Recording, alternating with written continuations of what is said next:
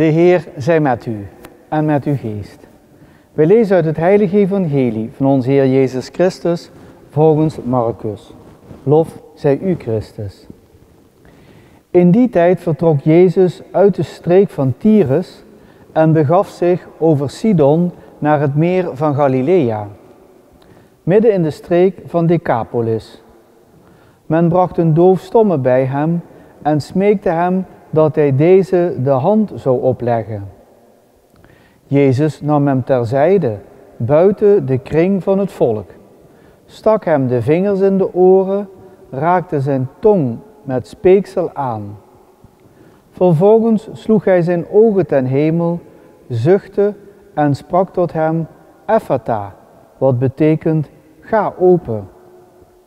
Terstond gingen zijn oren open en werd de band van zijn tong losgemaakt, zodat hij normaal sprak. Hij verbood het aan iemand te zeggen, maar met hoe meer nadruk hij dat verbood, des te luider verkondigden zij het. Buiten zichzelf van verbazing riepen zij uit, hij heeft alles wel gedaan.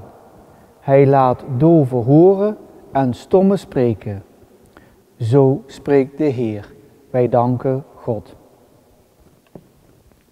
Goede vrienden, een mooi evangelie, maar ook een niet zo gemakkelijke tekst die we vandaag te horen krijgen.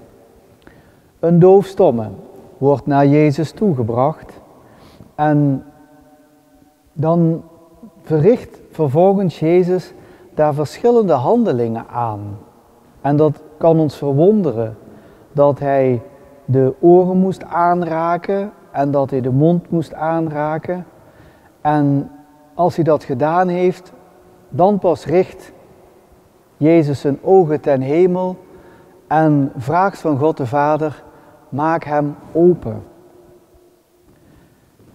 Wat ook interessant is, dat is dat Jezus die doofstomme buiten de kring van het volk plaatst.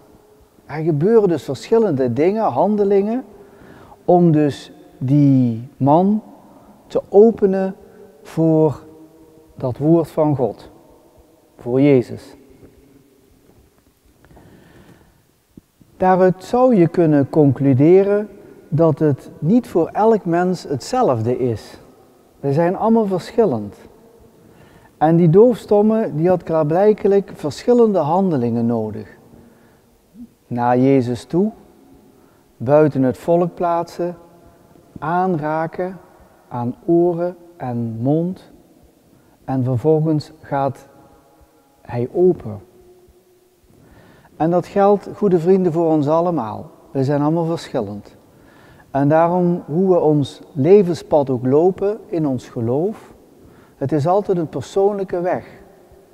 Ook de kerk. Het is een persoonlijke weg. Wij zijn geen eenheidsmensen. We zijn niet allemaal hetzelfde. En daarom is mijn ervaring in mijn gelovige leven, dat is dat je aan God die persoonlijke weg van jou vraagt. Leid mij naar jou toe, zodat ook je mij buiten die kring van het volk kunt plaatsen, want klaarblijkelijk had dat volk niet zo'n geweldige invloed op het geheel, dus is het goed als je daarbuiten geplaatst wordt. En dat hij vervolgens zijn handelingen met jou persoonlijk verricht, om je te openen voor de vreugde die verscholen zit in dit evangelie, maar eigenlijk in al die 4 evangelies die wij kennen. En met hoe meer nadruk Jezus ook verbiedt om erover te spreken, goed nieuws is moeilijk te verbergen. Dus die doofstomme werd eigenlijk een verkondiger. Hij begon het rond te vertellen wat met hem gebeurd was. En ook dat, goede vrienden, als dat persoonlijke pad van ons aanslaat, doordat we dat blijven vragen aan God, open voor mij ook dat pad naar jou toe, dan is de bevestiging, als je daarover met anderen begint te praten, voorzichtig, maar je begint erover te praten, te verkondigen. Laten wij bidden dat wij dat allemaal mogen kunnen, dat we dat geloof wat we hebben meegekregen van onze ouders, dat we dat ook kunnen en durven verder te vertellen aan mensen om ons heen. En zo sparen we de hele weken, dagen, intenties op, die we dan, als we een keer in de kerk zijn, neerleggen of in de Eucharistieviering of als we een kaarsje aansteken. Dan, goede vrienden, zijn wij verantwoordelijk bezig voor onszelf, maar ook voor elkaar. Amen.